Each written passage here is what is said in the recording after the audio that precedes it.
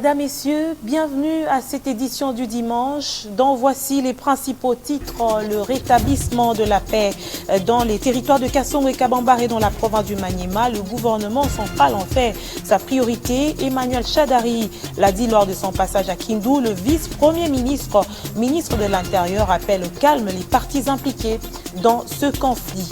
Et puis Kinshasa déverse 9000 tonnes de déchets par jour. Il faut prendre des mesures urgentes et efficaces pour la gestion de ces immondices. La régie d'assainissement et des travaux publics de la capitale, une structure du gouvernement provincial, aura désormais cette lourde tâche de revêtir Kinshasa de sa plus belle robe d'antan. Enfin, une pratique médiévale qui court encore en plein 21e siècle. Le troc fonctionne à Doninga, un village du Nord Kivu. Par manque de monnaie locale, les habitants continuent à pratiquer l'économie des trocs. Et pris par le désir de modernisation, ces habitants réclament la venue d'un cycle monétaire. C'est le grand format de cette édition du dimanche. Madame, Messieurs, merci de nous rejoindre pour cette édition consacrée à la rétrospective de la semaine. Mais bien avant, sachez que le problème d'insécurité dans le territoire de Kassongo et des Kabambare est bien réel. Emmanuel Shadari s'en est rendu compte personnellement lors de son séjour dans le Maniema. Le vice-premier ministre promet le rétablissement de la paix dans un bref délai et il a profité de cette occasion pour lancer un appel à l'apaisement de tous les acteurs impliqués dans ce conflit avant de regagner Kinshasa ce dimanche. Il est joint au téléphone par Daniel Kazouza.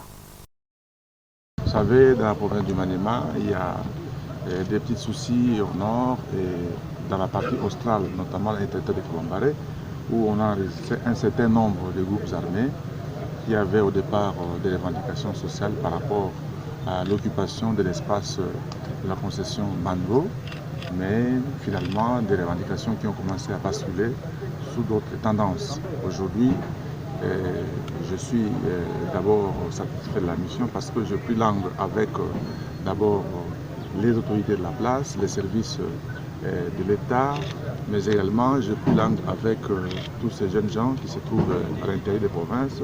Nous avons échangé et la tendance est très positive. Nous avons décidé de dialoguer avec tous ces gens-là afin qu'on trouve une solution idoine et que la paix règne et la paix régnera. Des solutions, il en faut aussi pour la ville de Kinshasa qui produit à ce jour 9000 tonnes de déchets. La problématique d'évacuation d'immondices se pose encore avec acuité. Il faudra au moins 300 rotations des camions de 30 tonnes pour l'évacuation. Le Conseil des ministres du gouvernement provincial vient ainsi d'adopter le projet de restructuration de la régie d'assainissement et des travaux publics de la ville de Kinshasa, muée désormais en régie d'assainissement de Kinshasa, nouvelle structure qui a comme mission de gérer et coordonner toutes les activités liées à l'assainissement et la protection de l'environnement. L'on écoute Thérèse Olinga, porte-parole du gouvernement provincial. Le Conseil annonce à la population quinoise que depuis le samedi 21 octobre 2017, une unité d'intervention opérationnelle instituée procède de manière planifiée à l'évacuation régulière des immondices dans les différentes stations de transfert. Nonobstant l'effort conjugué par ailleurs avec l'appui du gouvernement de la République, le défi est énorme car il s'y est de porter à la connaissance de l'opinion que la ville de Kinshasa produit plus de 9000 tonnes de déchets par jour. À cet effet, pour réaliser une évacuation totale au quotidien, il faut pour autant réussir 300 rotations de camions de 30 tonnes par jour. Cela explique l'effet d'amoncellement des immondices au regard de la capacité d'évacuation actuelle et des ressources disponibles. Cependant, l'exécutif est déterminé à augmenter les ressources affectées à ce secteur. À ce propos, pour des résultats plus probants, une contribution est attendue de la part de notre population, notamment par les changements de comportement et des usages. Il s'agit entre autres de l'utilisation des sacs poubelles colorés estampillés au logo de la ville pour une collecte séparée des déchets à la base afin de faciliter l'évacuation, d'en réduire le coût par la diminution du volume à transporter vers la décharge, de réduire la pollution visuelle, de contenir la pollution de l'air, bref, d'atténuer l'impact négatif sur notre environnement. Ces sacs de 80 litres biodégradables sont distribués au coût de 1 000 francs et chaque bourgmestre est appelé par le truchement du comité local d'assainissement de bien encadrer les communautés de sa juridiction pour l'efficacité de l'action. On va maintenant passer en revue l'actualité de la semaine, dominée d'abord sur le plan diplomatique par la visite en République démocratique du Congo de l'émissaire de Donald Trump et les rentrées satisfaites. Nikki Haley quitte la RDC après 48 bonnes heures chargées de rendez-vous et des rencontres avec la classe politique congolaise. Le président de la République, Joseph Kabila, a clôturé cette série de consultations entamées par l'émissaire de Donald Trump. Le vice-premier ministre, ministre des Affaires étrangères, Léonard Kitundu, nous dresse le compte-rendu de cette rencontre avec le chef de l'État. Lorsque j'ai rencontré l'ambassadrice à New York pour préparer cette rencontre avec le président de la République, nous sommes mis d'accord sur les termes des références. Elle m'avait dit qu'elle viendrait en République démocratique du Congo le 25 octobre et qu'elle rencontrerait le président de la République le 27.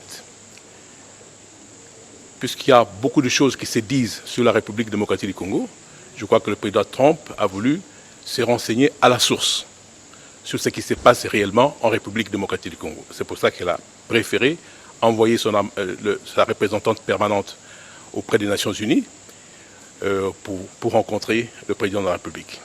Alors, s'agissant des termes de référence, il y avait 4 points. D'abord, l'évolution de la situation politique en République démocratique du Congo. Ensuite, le processus électoral. Et après, la situation sécuritaire en RDC. Et enfin, la problématique du déploiement de la MONUSCO en République démocratique du Congo. Comme vous le savez, les États-Unis sont pour le redimensionnement de cette force qui paraît un peu gigantesque. Alors, aujourd'hui, Mme Haley est venue à Kinshasa. Le président de la République, avec elle, ont préféré s'entretenir en tête-à-tête. Le tête-à-tête a duré 2 heures. À la sortie de cette rencontre avec le président de la République, elle a déclaré qu'elle était satisfaite de la rencontre avec le chef de l'État. Voilà tout ce qu'on peut dire par rapport à cet entretien entre l'envoyé spécial du président Trump auprès du chef de l'État. Et toujours en rapport avec cette visite, on en sait un peu plus sur la position des États-Unis en ce qui concerne la situation politique et sécuritaire en RDC. Après ces rencontres avec le bureau de la CENI, les évêques de la SENCO et les membres de l'opposition, l'envoyé spécial de Donald Trump en RDC a proposé la tenue des élections crédibles en 2018 comme solution de sortie des crises. Pour elle, la priorité devait être la présidentielle, étant donné que c'est le seul scrutin qui a pour circonscription le territoire national. Retour sur ces consultations avec Alain Boma. Nikki Haley commence son vendredi avec les princes de l'Église catholique. L'ambassadrice des États-Unis à l'ONU aborde avec les évêques l'accord de la Saint-Sylvestre que ces derniers souhaitent voir mis en application dans son intégralité. Puis, direction Commission électorale nationale indépendante où l'envoyé spécial de Donald Trump va prendre langue avec la direction de la centrale électorale. Devant ses interlocuteurs, Nikki Haley est formelle. Elle conditionne l'appui de son pays et celui de la communauté internationale au processus électoral par la tenue des élections en 2018. Chaque jour qu'une élection n'est pas tenue dans ces pays, c'est une femme qui se fait violer, c'est des enfants qui sont enrôlés dans l'armée et c'est des jeunes filles qui connaissent des grossesses non désirées. Donc il est important que nous puissions organiser cette élection en 2018. Le message a été clair que si les élections ne sont pas tenues en 2018, eh bien la RDC ne pourrait pas compter sur l'appui de la communauté internationale et de la communauté des États-Unis d'Amérique. À la Chambre basse du Parlement, c'est avec le président qu'elle va s'entretenir. Au menu, le vote des lois relatives aux élections. We Nous avons rencontré le président de l'Assemblée nationale et nous avons demandé, nous lui avons passé les messages des États-Unis d'Amérique, du Conseil de sécurité des Nations Unies ainsi que de la communauté internationale que le Parlement congolais doit faire son devoir, c'est-à-dire voter les lois le plus rapidement possible, les lois qui ont trait aux élections pour que ces élections se tiennent dans les délais les plus brefs qui sont. L'appui des États-Unis d'Amérique dépendra des efforts qui seront fournis pour que l'élection soit aussi programmée le plus rapidement possible. Enfin viendra le tour de l'opposition. Le Rassemblement, le Front pour le respect de la Constitution et l'UNC profitent de l'occasion pour remettre à leur hôte un mémorandum. Elle est arrivée au bon moment pendant que déjà au niveau de l'opposition, nous avions trouvé un modus venu dans le sens de travailler ensemble.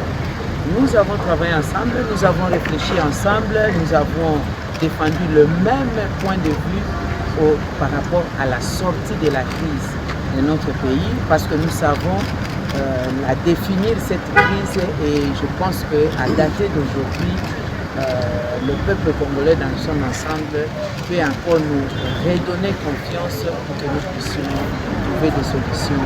Et la seule solution, les détails, ce serait en contact direct avec la population, mais sinon, tout s'est passé.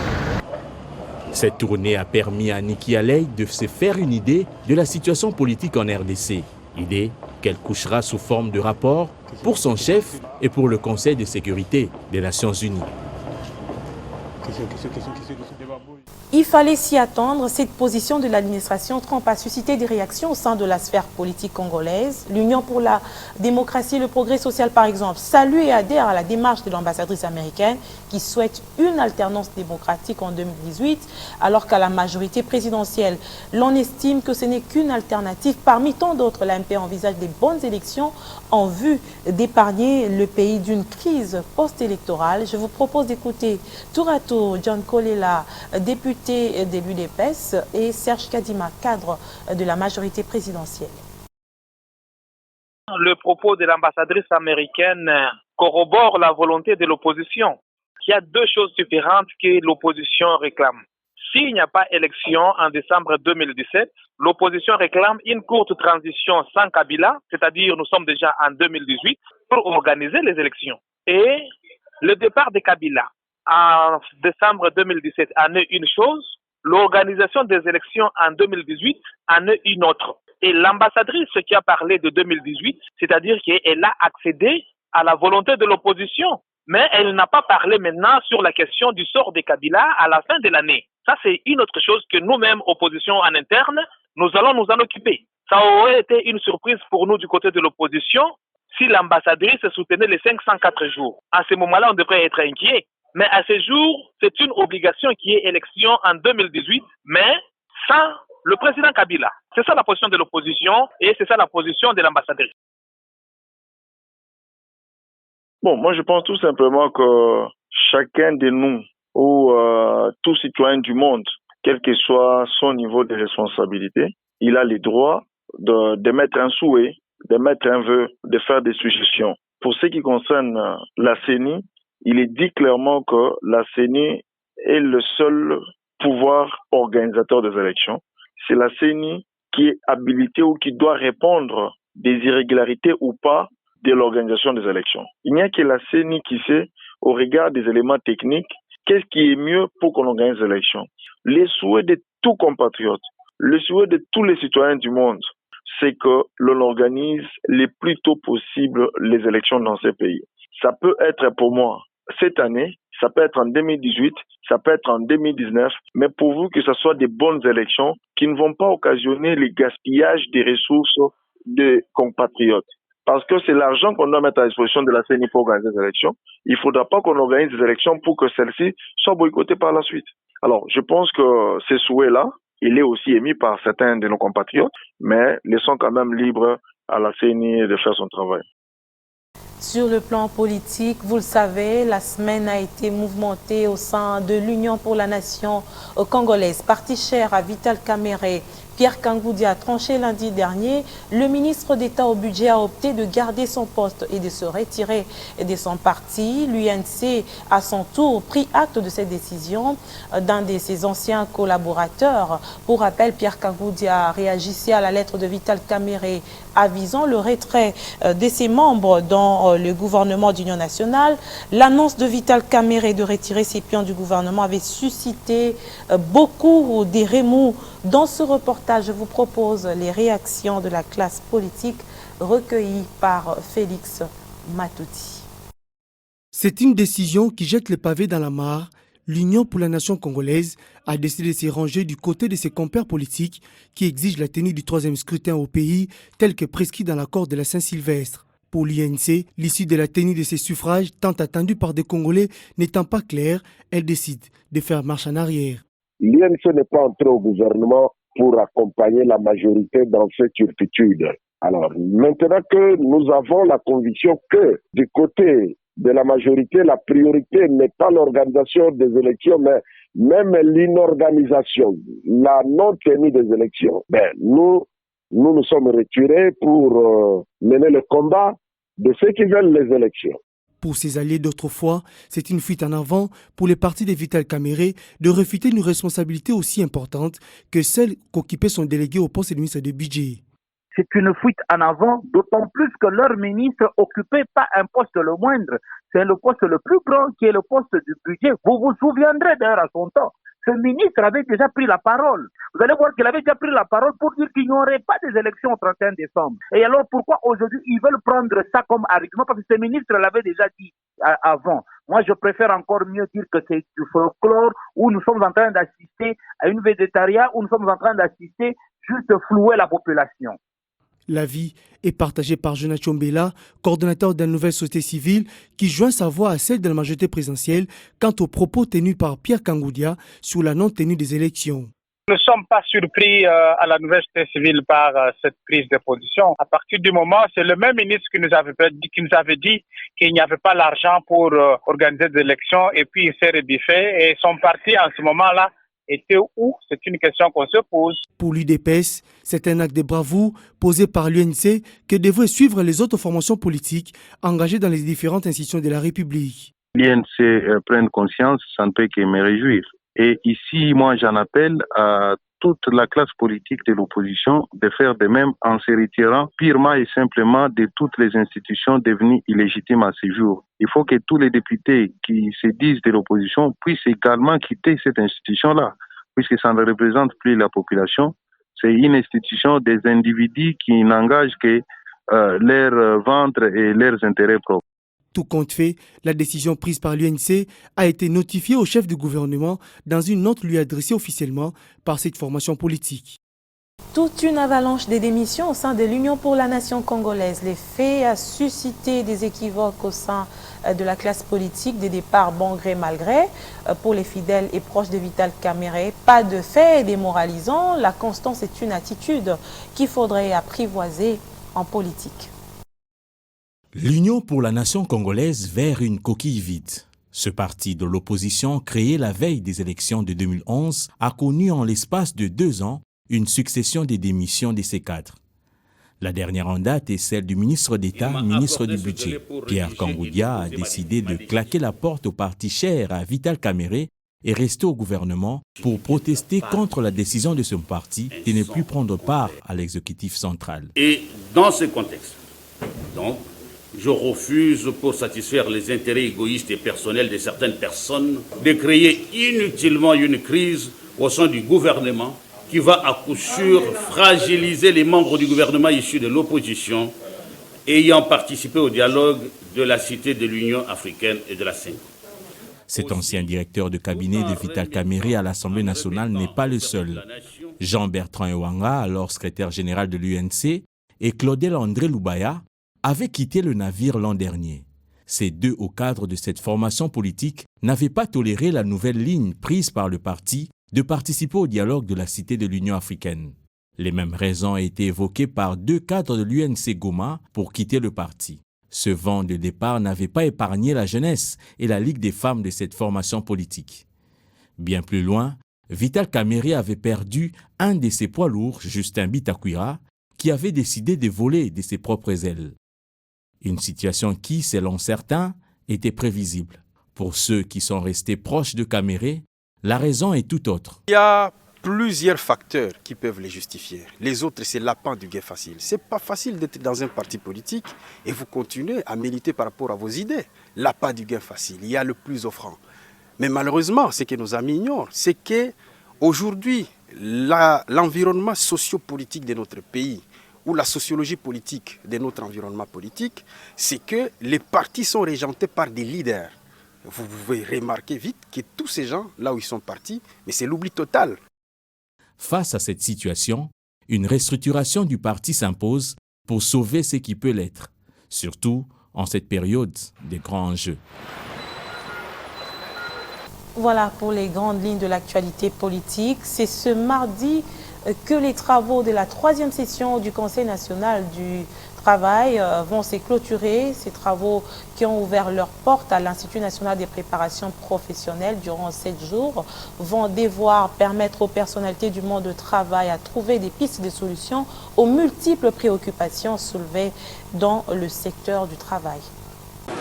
L'Institut national de préparation professionnelle a servi de cadre ce jour à la cérémonie d'ouverture des travaux de la 33e session ordinaire du Conseil national du travail.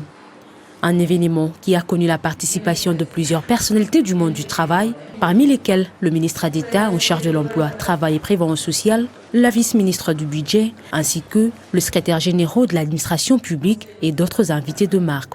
Une cérémonie sobre, marquée dans sa majeure partie du discours du ministre d'État en charge du travail, qui a donné les grandes articulations de ces forums de 7 jours, censés contribuer à la lumière des recommandations qui en découleront à l'amélioration de la situation générale de l'emploi et du travail en RDC. Le ministère du Travail, Emploi et Prévoyance sociale s'est engagé à convoquer la 33e session ordinaire du CNT en vue d'obtenir les avis des membres que vous êtes, notamment sur les points inscrits à l'ordre du jour. Il s'agit de la possibilité de l'ajustement du salaire minimum interprofessionnel garanti, SMIC, des allocations familiales et de la contre-valeur du logement. Il sera aussi question dans cet ordre du jour d'examiner la lettre adressée par Madame le ministre du Portefeuille, dont les soucis majeurs est celui de récupérer tant soit peu les sommes d'argent englouties dans les commissions tripartites des entreprises publiques au profit du trésor public. La tenue de la présente session répond de la volonté de combler les lacunes de certaines dispositions réglementaires constatées dans la mise en application du Code du travail. Elle est bienfaitrice. Nathalie Aziza Mounana a été nouvellement promue à la commande du projet de coordination nationale d'encadrement et des suivis militaires. Aussitôt nommée, Nathalie Aziza Mounana entreprend la ronde pour des discussions sur la situation des vulnérables dans l'espace katangais. Elle a été reçue par le ministre des Affaires sociales. Ses nombreux sacrifices et dévouements pour les démunis lui en valent des mérites. Nathalie Aziza Mounana, élevée au rang de superviseur et chef de projet de coordination nationale d'encadrement et des suivis militaires non incorporés dans l'armée et des groupes vulnérables de la République démocratique du Congo pour le Katanga. Au lendemain de cette nomination, il a été utile pour Aziza Mounana d'échanger avec le ministre des Affaires sociales. Les deux personnalités ont discuté autour des actions à mener dans l'amélioration de la prise en charge des vulnérables. Il était important de venir remercier le président de la République, Joseph Kabila Kabange, le commandant suprême, par rapport à son choix, porté sur ma modeste personne. Ça fait plusieurs années que je suis dans le social, par ma vocation. J'ai travaillé pendant plusieurs années dans le privé, maintenant je viens de passer à l'officiel. Je suis venue aussi remercier mon ministre des Affaires sociales qui a accepté de travailler avec moi.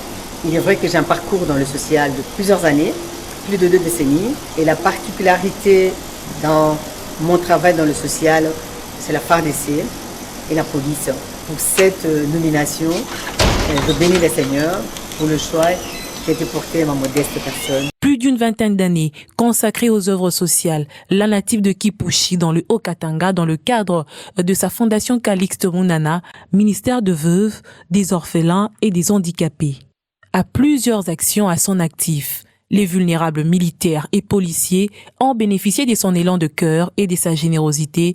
Comme il n'y a jamais eu un sans deux, ils espèrent et attendent de leur bienfaitrice encore plus. Ces actions de charité des cœurs, la localité d'Oninga en territoire de Walikale, une entité totalement enclavée dans le Nord Kivu, en a aussi besoin. Les habitants de ce coin se considèrent comme des délaissés.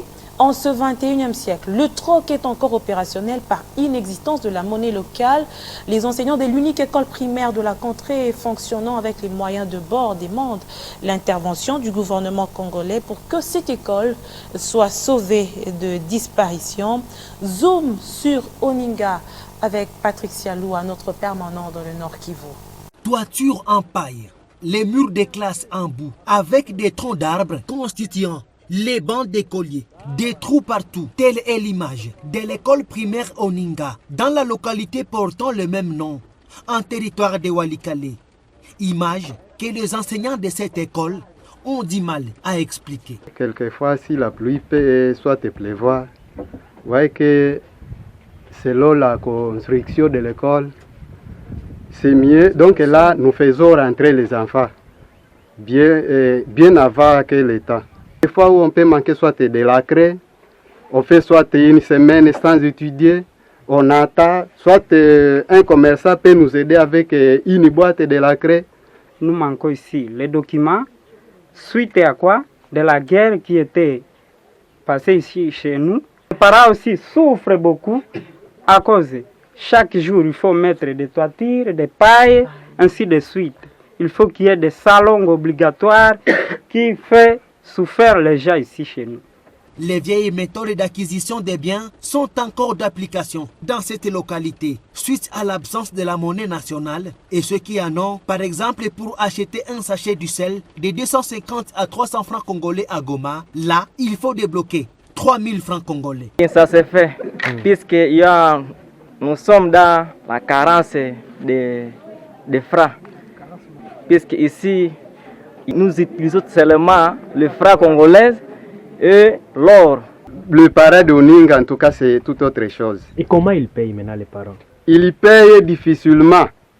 Quelquefois, ils trouvent soit une poule, soit du riz, soit de l'huile, aussi de la farine. Et nous acceptons toujours comme ça, selon ce que nous voyons. Ici à Oninga, entité de 11 000 habitants, totalement sous contrôle des combattants Maïmaï Guidon. Parler de la sécurité est un véritable tabou, de peur de se créer des ennuis avec ces combattants Maïmaï. Les habitants de cette agglomération se disent abandonnés par leurs élus nationaux. Ici, nous regrettons fort. Pourquoi cela? Parce que quand nous entrons dans le vote, ce que nous venons de voter, les gens ne s'inquiètent pas de nous. Quand on venait de voter un quelqu'un, il ne songe plus aux gens qui se trouvent ici à Oninga. Si on vote quelqu'un, c'est pour dire que la personne que vous votez, il viendra voir les gens qui leur donnaient les voix. Nous avons d'abord Monubo Mobi qui n'a jamais piétiné Oninga. Il y a aussi Élisée Mounembwe qui ne connaît pas Oninga, malgré qu'Élisée fait seulement des promesses. Il dit qu'il va envoyer des livres, il va envoyer, je ne sais pas, des manuels scolaires, mais aucune chose qu'on a vue ici à Oninga. Oninga occuperait la première position des villages enclavés de Walikale, voire même du Nord Kivu, car la localité la plus proche est Pinga, où pour l'atteindre, il faut 7 jours de marche à pied.